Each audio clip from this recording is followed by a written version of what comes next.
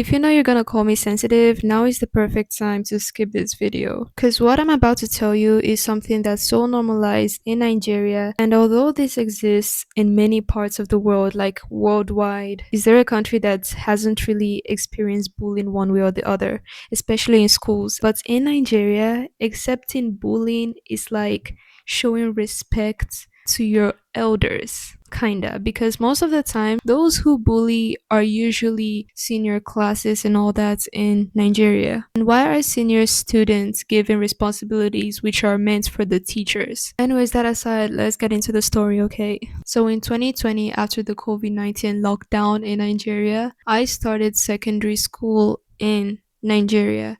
In some parts of the world would be considered high school. I was about to fully get into the system because I remembered for the first 6 weeks ish, we were still considered primary school students, okay, pupils. So it took them some time to fully register us to let us, take some tests and exams and all that stuff. So that's a little backstory that might help, further. Another backstory was that I went to a private school in Nigeria, which is sort of normal, like it's actually normalized. It's not like crazy like in many countries, okay? And because of this, I wasn't allowed to like leave the premises. So I would wait for my mom to come pick me up. So she would pick me up late, like sometimes as late as 4 p.m. And this school, mind you, is both day and boarding. So it's not like everyone is just going to school and going to go home.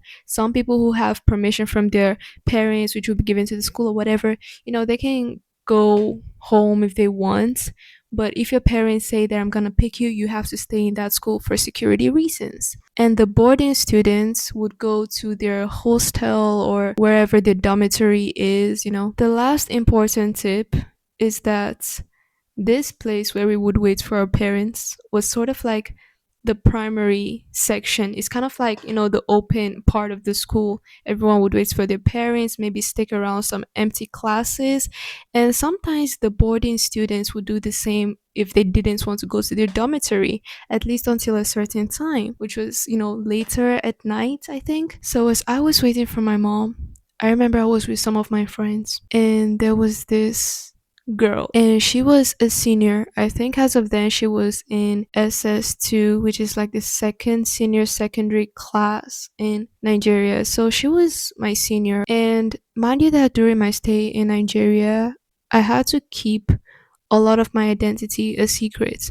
So if you weren't close to me, I didn't owe you an explanation on where I'm from, or, what any information about me in general. Okay, so that was how secretive I was about my identity. And as of then, I didn't really know I was Nigerian. Like, I didn't culturally, let's say, accept it because of the whole patriarchy in Nigeria. And I was really young, okay, so I didn't know all of this. So what happened was that as I was chilling around, this girl was with her little minions, also in senior secondary, and called me. And before she called me, she was talking with them and asking, where is this girl from? And a lot of questions about me, a lot of personal questions, which if she called me, I wouldn't want to answer if she asked me those questions. So she called me, and I went farther. Like, I didn't want to go close because I didn't want to attend to her. So instead of looking, let's say, disrespectful, I tried to go far away. And then she called my classmates and was like, I'm giving her 10 seconds to come. If she doesn't come, I'm going to beat her up. And I was like, she can't be serious. I mean, deep down, I know what a lot of people can do. I mean, it was Nigeria and it was high school. What would I expect? And so she started counting down. And when she was like at 3, 2, really close to finishing the countdown, I was like, fine, I'm just gonna go. And I thought that she would ask me questions, very reasonable questions and whatever. And then she just called me to be like, you think you're pretty, You think you're pretty just because you're white? I'm not white, I'm mixed, but okay. And then she started like saying a lot of baloney and, just saying that you think I care about you, you think I care about where you're from and all that. Like, girl, you were asking a bunch of people about my whole life story a few minutes ago. And I was silent throughout the whole thing, like all the stuff she was saying.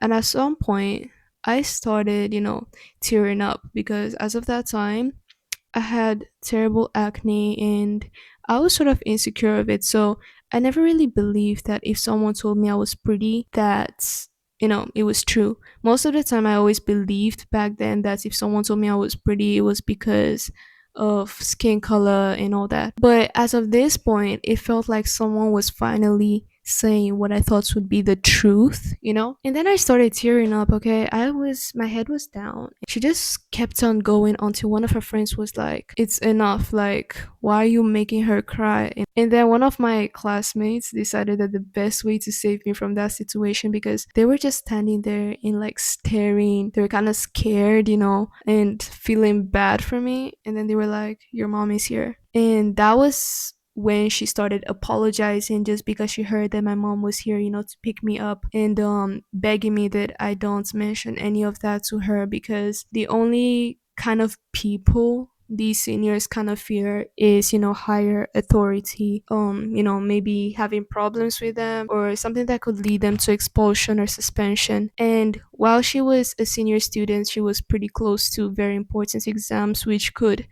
explain that. So a lot of things she said here was that, "I'm not smart. You think you're all that? Well, you're not." And one thing I didn't understand was that this girl was so pretty. Like, when I mean pretty, she's actually physically attractive and pretty. So what made her think? Like, what brought that mindset? You get it? Like, if you're mad that I didn't want to, attend to you, that's a different thing. I mean, some people would find that disrespectful. I understand. But I chose to walk away. I mean, a lot of people would find that disrespectful. But if you saw a stranger randomly calling you and you don't want to attend to that person because you suspect that maybe they're up to no good, or just something that you don't really want to, put yourself into, you probably wouldn't go as well. So a lot of people supported me, usually my peers, and some people were even more against me during all of this. By the way, as of that time, my mom also didn't come because my friends were just trying to take me out of that situation by saying that. Well, the test arrived for the whole secondary school, and usually we had like this tradition where, unfortunately, they would sort of embarrass those who got lower grades, like the last five in the class, and kind of like celebrates the top five in the class, which I don't think it's nice. Actually, it's actually a very weird tradition. For them, it's like, making them sit up. But on plot twist, it went well for me and it didn't go well for her. So I guess opposites attract, not always in the best ways. So yeah, it's not the first time I've been bullied like this. Most of the time in my stay in Nigerian secondary school, if I got bullied, most of the time it was always something to do with my appearance or just where I'm from. And most of the time I don't even mention things like that in real life. Like, why would I randomly tell you that, "Hey, yo, I'm mixed," or "Look at me"? You get it? Well, if you want more videos like this, please consider subscribing, sharing, maybe leave down a comment below if you have anything to say, and bye bye.